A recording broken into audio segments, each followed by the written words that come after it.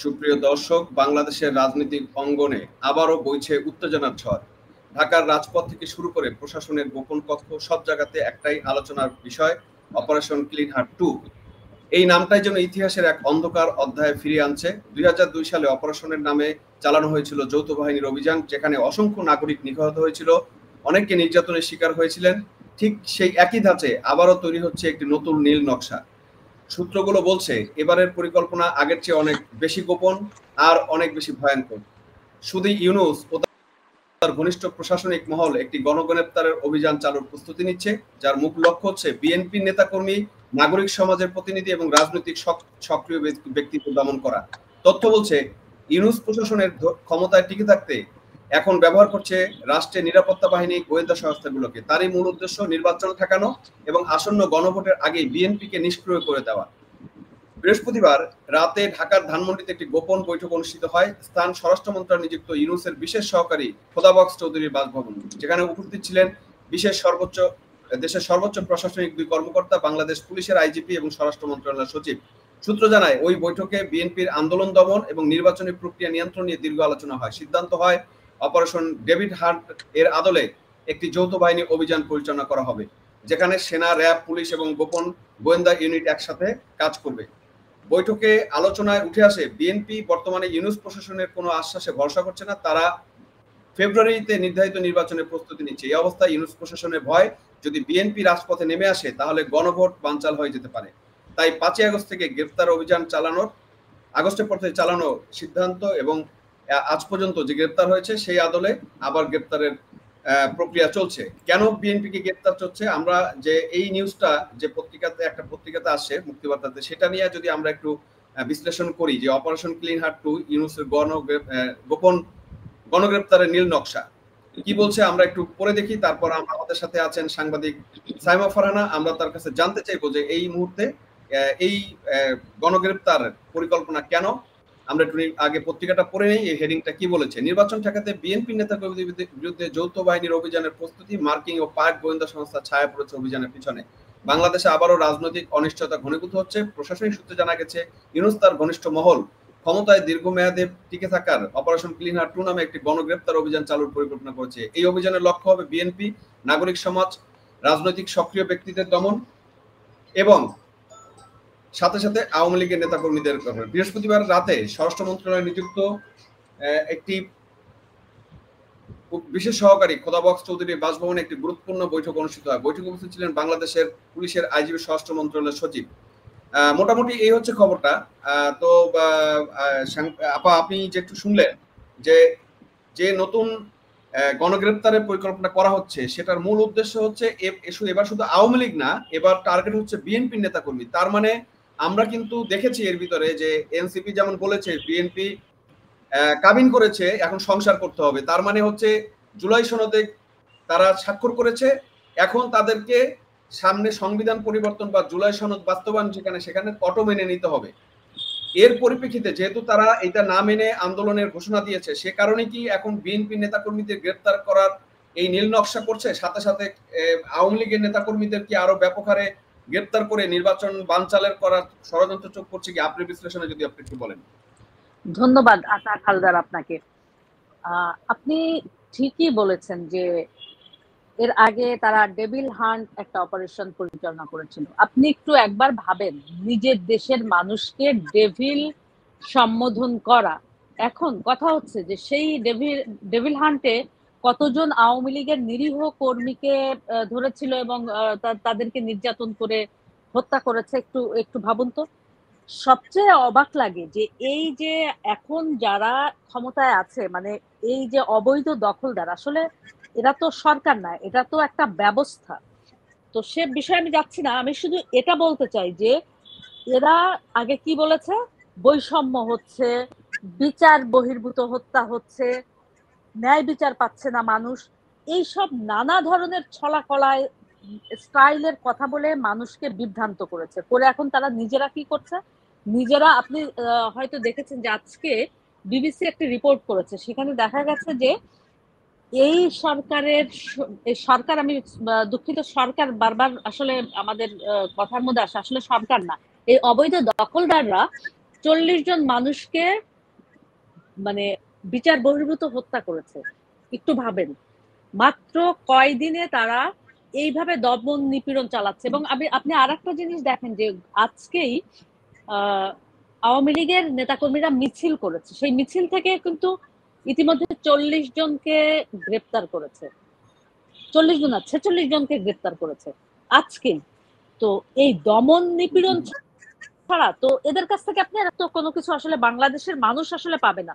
এরা তো এদের ক্ষমতাকে টিকিয়ে রাখছে। আওয়ামী লীগের লোকজন দমন নিপীড়ন করে 15 মাস ধরে তাদেরকে দাবায় তো রাখতে পারে না, তারা তো কন্টিনিউ মিছিল মিটিং করেই যাচ্ছে। দেখেন আওয়ামী লীগের কর্মীদের তো পারবে না, কোনোভাবেই পারবে না। কারণ কি জানেন? কারণ তারা রাজনৈতিক কর্মী। রাজনৈতিক কর্মীকে আপনি কখনো দমন নিপীড়ন করে কিছু করতে পারবেন না। আপনি যতই দমন নিপীড়ন করবেন ততই এই তাদের কর্মকাণ্ড আরো বৃদ্ধি পাবে। কিন্তু কারণ হচ্ছে যে তারা রাজনীতি করে, তারা তো আসলে সন্ত্রাসী না। আপনাকে বুঝতে হবে আপনি কয়জনের মুখ বন্ধ রাখবেন। আওয়ামী লীগের কোটি কোটি সমর্থক নেতাকর্মী তারা আছে, তাদেরকে আপনি তো কোনোভাবে পারবেন না। বাংলাদেশের মানুষের সাথে মাটির সাথে মিশে আছে তাদের এই সব কর্মীদের তাদের যে কর্মকাণ্ড, বাংলাদেশের জন্ম, সবকিছুই তো এই দলের নেতৃত্বেই হয়েছে। তো সেই জায়গায় আপনি তো কোনোভাবে দমন নিপীড়ন করে তাদেরকে থামাতে পারবেন না। আর এই যে আপনি বললেন যে অপারেশন ক্লিন হার্ট 2, তো এটা দেখেন তারা কিন্তু ওইভাবে প্রচার করেনি, কিন্তু আমরা বিভিন্নভাবে বিভিন্ন মাধ্যম দিয়ে জেনেছি যে এরকম একটা অভিযান তারা পরিচালনা করতে যাচ্ছে। আমি তো দেখলাম যে অলরেডি তারা এই অভিযান শুরু করেছে। গত পরশুদিন দেখেছি যে গাজীপুরে বিএনপির বাবা ছেলে দুজনকেই কিন্তু গ্রেপ্তার করেছে এবং দেশীয় অস্ত্রশস্ত্র, চাপাতি, তারপরে রামদা, এই জাতীয়। হ্যাঁ, রাঙ্গুনিয়াতে রাঙ্গুনিয়াতেও করেছে, আবার গাজীপুরেও করেছে। রাঙ্গুনিয়ার ঘটনাও আছে, জি, গাজীপুরেও এই ঘটনা ঘটেছে। তো যেটা হচ্ছে অলরেডি তো শুরু করে দিয়েছে। আমরা কিন্তু আগে থেকেই জানতাম যে বিএনপিকে এরা রীতিমতো মানে বিএনপির সাথে প্রতারণা করবে। কিন্তু দেখেন আমরা কিন্তু আগেই জানি, আমরা কিন্তু বারবার এই বিষয়গুলিকে আসলে বলেছি, কিন্তু বিএনপির মতো একটা রাজনৈতিক দল তাদের আসলে মানে এই দূরদর্শিতা নাই কেন, এটা আসলে একটা প্রশ্নের বিষয়। তো এটা আসলে তারা বুঝতে ভুল করে না, তাদের নীতি নির্ধারণের সমস্যা। আসলে এটা আসলে আমরা হয়তো আপনার আপা মনে থাকতে পারে আপনি ওই সময়টাতে বেশ কথা বলেছেন। আমরা কিন্তু তখন আমাদের চ্যানেলে বেশ কয়েকবার বলেছিলাম, যখন ইউনূসের সাথে লন্ডনে মিটিং এবং সেই দিকের সময় তারেক যখন ডিসেম্বর থেকে সরে গিয়ে বলেছিলাম যে বিএনপি এটা ভুল করেছে এবং বিএনপি শেষ, তখনই কিন্তু তখনই কিন্তু আমরা বলেছি যে এই যে বিএনপি তার অবস্থান থেকে সরে গেল, তার মানে বিএনপির রাজনৈতিক কবর হলো। দেখেন ঠিক কয়েক মাস পরে, এটা ফেব্রুয়ারির ঘটনা, এখন দেখেন যে মানে আমাদের সেই আশঙ্কা এবং আমরা যেটা মনে করেছিলাম সেটাই কিন্তু সত্যি হলো। কিন্তু একটা রাজনৈতিক দলের কাছে আসা তো আসলে তাদের তো দূরদর্শী হতে হবে। তারা বারবার এদের সঙ্গে, এবং আপনি দেখেন যে বিএনপির আরো বেশ কিছু সমস্যা, সেটি হচ্ছে যে মুক্তিযুদ্ধ, তারা বলে মুক্তিযুদ্ধের দল, জিয়াউর রহমান একজন মুক্তিযোদ্ধা। তো সেই মুক্তিযোদ্ধার দল দেখেন, জিয়া যেমন বিতর্কিত মুক্তিযুদ্ধ নিয়ে বঙ্গবন্ধু হত্যাকাণ্ড থেকে শুরু করে যে ইন্ডেমনিটি দেওয়া থেকে শুরু করে যে বিষয়গুলির সঙ্গে জড়িত, বিএনপি সেই জায়গা থেকে কিন্তু বের হয়ে আসেনি। আপনি দেখেন যে এই 5 আগস্টের পরে মুক্তিযুদ্ধকে মানে একেবারে নিঃশেষ করার শেষ চেষ্টাটুকু পর্যন্ত করলো বিএনপি, সেগুলো চুপ করে সেগুলো কিন্তু তারা দেখে গেছে এবং তারা এ বিষয়ে কিন্তু সেরকম কোনো প্রতিবাদ করেনি। তারা কোনো ধরনের মুক্তিযুদ্ধ এবং তাদের নিজের দলের লোক মুক্তিযোদ্ধাদের পর্যন্ত তারা বহিষ্কার করেছে। সে বিষয়গুলি তো নিশ্চয়ই এই মুহূর্তে আপনার তথ্যের সাথে আমি একটা তথ্য দিই, যদি বেদবি না নেন। সেটা হচ্ছে যে আমার কাছে একটা অ্যানালাইসিস আছে, সেটা হচ্ছে আমি বাংলাদেশের রুট লেভেলের যারা প্রান্তিক মানুষ আছে তাদের সাথে কিছু কথা বলেছি ওভার ফোনে। আমি যে রেজাল্টটা পেয়েছি বা আমি যে ইনফরমেশনটা পেয়েছি, সেখানে হচ্ছে যে বিএনপি 20% লোক যারা বিএনপি করতো তারা এখন বিএনপির সাথে আছে। বাকি 80% এর 50% হচ্ছে তারা জামাতের লোক ছিল। তারা যখন বঙ্গবন্ধু থাকা অবস্থা পর্যন্ত রাজনীতি করতে পারে না, বিএনপি আসার পর তারা রাজনীতি করছে, কিন্তু তারা জামাতের লোক ছিল। এই সুযোগে তারা আবার জামাতের বিরুদ্ধে আছে। এই যে ডাক্তার ফয়জুল্লাহ সহ অনেক লোক কিন্তু বিএনপি থেকে জামাতে যোগ দিয়েছে। আর 30% লোক যারা মুক্তিযুদ্ধের পক্ষে ছিল তারা হচ্ছে আলটিমেটলি সিদ্ধান্ত নিয়ে ফেলছে তারা বিএনপির সাথে থাকবে না, এবং তারা বিএনপি থেকে সরে গিয়ে তারা প্রয়োজনে আওয়ামী লীগকে দিবে, কিন্তু তারা বিএনপির সাথে থাকবে না, এই সিদ্ধান্ত। তার মানে বিএনপি যে ভোট ছিল সেটার এখন 20%। আপনি যদি এখন একটা সার্ভে করেন তাহলে দেখবেন আওয়ামী লীগ 60%, জামাত হলো 10-15%, বিএনপি হলো 7%, 8%। তার মানে বিএনপি রুট লেভেলে সাধারণ মানুষের কাছে বিএনপি কোনো গ্রহণযোগ্যতা নাই, ভোট নাই এবং সাপোর্ট নাই। আপনি ঠিকই বলেছেন, কারণ হচ্ছে যে বিএনপি ছিল কি এন্টি আওয়ামী ফোর্স একটা প্ল্যাটফর্ম। বিএনপি আসলে সবসময় কিন্তু সেটাই ছিল। আমরা আসলে এটিকে ওইভাবে বুঝতে ভুল করতাম, আমরা বুঝতাম কিন্তু অন্যান্য মানুষ বা সাধারণ মানুষ এটিকে ওইভাবে বুঝতো না। তারা মানে এন্টি আওয়ামী ফোর্স যে জোটটা দেখেন তাদের সাথেই কিন্তু ছিল। আপনি মানে খুব অবাক হবেন যে বিএনপির এখন যে পরিস্থিতি, তাদের কিছু কর্মী ছাড়া আসলে কিন্তু মানে সাধারণ মানুষের যে সমর্থন সেটি কিন্তু আসলে নাই। কারণ না থাকার কারণ হচ্ছে যে তাদেরই কর্মকাণ্ড। আপনি দেখেন যে তাদের এই গত 15-16 বছর বা 17 বছরের তাদের যে রাজনীতি, সেই রাজনীতিটা কি কোনো মানুষের জন্য ছিল? সেটা কিন্তু ছিল না। মানুষের জন্য টোটালি ব্যর্থ, বিরোধী দল হিসেবে জনগণের আকাঙ্ক্ষা পূরণে সম্পূর্ণ ব্যর্থ। জি, তো তাদের যে কর্মকাণ্ড, তাদের যে রাজনীতি, তাদের যে মানে একটা আইডিওলজিক্যাল অবস্থান, এগুলা কিন্তু তারা সেভাবে শক্তভাবে ধরে রাখতে পারেনি। মানে আসলে বিএনপি একটা ক্লাব, অনেকে বলেন যে বিএনপি একটা ক্লাব, আসলে একটা বিএনপি ক্লাব, এটা কোনো রাজনৈতিক আদর্শিক কোনো দল না। কারণ হচ্ছে যে এইখানে আপনি আওয়ামী লীগের যেমন একটা মুক্তিযুদ্ধ একটা সবচেয়ে বড় তাদের চেতনার জায়গা, তাদের মানে ধারণ করে, এই জায়গায় বিএনপির কি কিছু আছে? সেখানে রাজাকার আছে, সেখানে আসলে কি আমাদের মাননীয় প্রধানমন্ত্রী একটা কথা বলতেন প্রায় সময় যে এ গাছের ছাল সে গাছের বাকল, এসব নিয়েই কিন্তু আসলে এই দলটা গঠিত। তো এখানে তো আদর্শিক আসলে কিছু নাই, আপনাকে তো একটা আদর্শের উপর দাঁড়াতে হবে, সেটাই আপনার শক্তি, কিন্তু সেই শক্তি নিয়ে আপনি আগাবেন।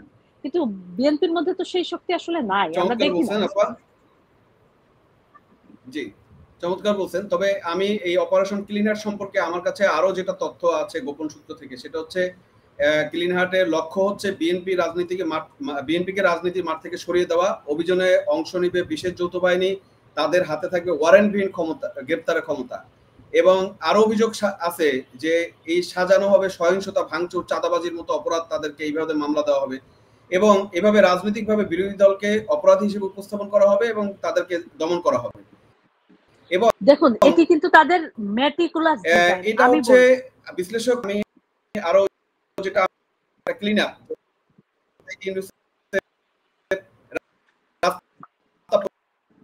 পরিষ্কার করা এবং নির্বাচনটাকে বানচাল করা যুক্ত আছে পাকিস্তানের মার্কিং উইংয়ের যে ব্রিগেডিয়ার জামাত সাদিকুজ্জামান নতুন করে প্রমোশন দেওয়া হয়েছে কিন্তু এই কারণে এই অপারেশন ক্লিন হার্টটাকে। দেখুন আমরা কিন্তু শুরু থেকেই বলে আসছি যে বিএনপি মানে মাইনাসের যে হ্যালো শুনতে পাচ্ছেন? আপনি কি আমার কথা শুনতে পাচ্ছেন?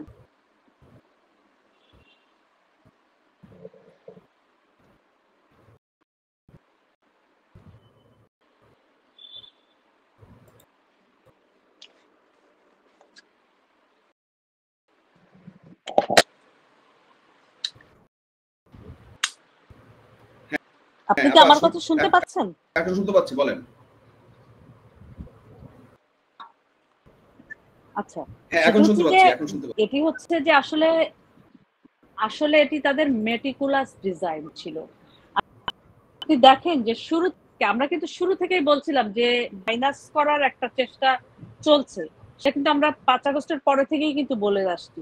এবং দেখেন যে তারা যেভাবে বিএনপিকে সুযোগ করে দিল চাঁদাবাজি করা, মানে যে ধরনের অপকর্ম আছে সেগুলো করতে একটা সুযোগ কিন্তু তারা দিয়েছে। এবং তারা সেই মানে বিএনপির একটা আমলনামা বলবো যে, এবং তাদেরকে এটা নিয়ে কিন্তু ব্ল্যাকমেল করা হচ্ছিল প্রায়, কিন্তু আপনি একটু খেয়াল করবেন যে এই যে অবৈধ দখলদার এই যে ডক্টর ইউনূস উনি কিন্তু প্রায় বিএনপিকে ডেকে নিয়ে নিয়ে কিন্তু এই হুমকিটাই দেওয়া হতো। এটা কিন্তু আমরা কয়েকবার বলেছি যে হঠাৎ বিএনপি যায় এক কথা মানে কিন্তু ওখানে যে আবার তারা আসলে চেঞ্জ হয়ে যায় কেন, বের হয়ে এসে তারা অন্য কথা বলে।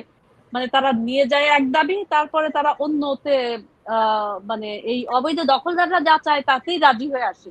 এটা নিয়ে কিন্তু আমরা বলাবলি করছিলাম। তারা কিন্তু প্রতিটা ঘটনা তাদের কাছে কিন্তু আইন শৃঙ্খলা রক্ষাকারী বাহিনীর কাছ থেকে তারা সেই তালিকা নিয়ে তারা কিন্তু বিএনপিকে এই হুমকি দিয়ে আসছিল যে তোমরা যদি বাড়াবাড়ি করো তাহলে কিন্তু তোমাদের এই যে সব তোমাদের নামে অভিযোগ আছে আমরা কিন্তু ব্যবস্থা নিব। বিএনপিকে কিন্তু এই ব্ল্যাকমেইল করে আসছিল আসলে। এইটা নমুনা আমরা দেখছি। দেখেন ইউনূস তার ক্ষমতা দীর্ঘায়িত করার জন্য এবং এই প্ল্যানটা যে বাস্তবায়ন করবে সেটা কিন্তু আমরা দেখছি অলরেডি। এই যে বিএনপির সাবেক শিক্ষা প্রতিমন্ত্রী এহসানুল মিলনকে যে বিমানবন্দর থেকে ফেরত দেওয়া হয়েছে, এটা কিন্তু কোনো ওয়ারেন্ট ছাড়াই কিন্তু তাকে বিদেশ যেতে বাধা দিচ্ছে। তার মানে তাদের একটা এবং সে কিন্তু চিকিৎসার উদ্দেশ্যেই যাচ্ছিল বিদেশে। হ্যাঁ হ্যাঁ। তবে তারপরে বিএনপি নেতারা যারা রাউজানের বাসা থেকে আসতে বললেন। তবে দুঃখের বিষয় কি জানেন? দুঃখের বিষয় হচ্ছে যে কতজন নিরীহ মানুষের প্রাণ যাবে, কতজন নিরীহ মানুষের প্রাণ যাবে, কত মায়ের কোল খালি হবে। এইসব অভিযান মানেই তো আমরা জানি যে আসলে কি হয়। আমরা আসলে এই ইউনূসের একটা বিরাজ করছে। দেখা যাক এই পরিস্থিতিতে আমরা কিভাবে উত্তরণ ঘটি।